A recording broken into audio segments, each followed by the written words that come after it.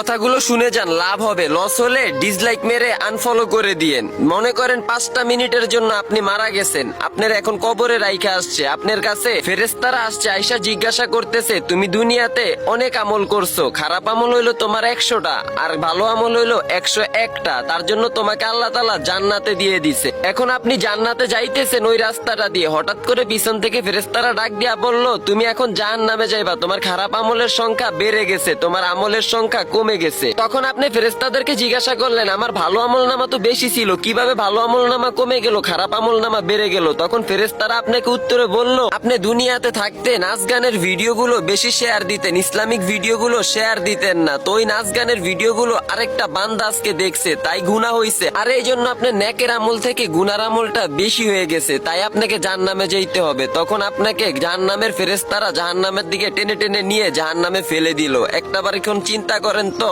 আপনি এই যে এখন ইসলামিক ভিডিওটা দেখলেন, এত শিক্ষণীয় বিষয়গুলো বললাম, তারপর ওই ভিডিওটাতে একটা লাইক না দিয়া চলে যাবেন। ভাই দুনিয়াতে এমন কিছু করেন ভিডিওর মাধ্যমেও জান্নাত পাওয়া যায়। ইসলামিক ভিডিওগুলো সাপোর্ট করেন, নাচ গানের ভিডিওগুলো সাপোর্ট করে আরেকটা মানুষকে দেখার জন্য সুযোগ করে দিয়েন না ভাই।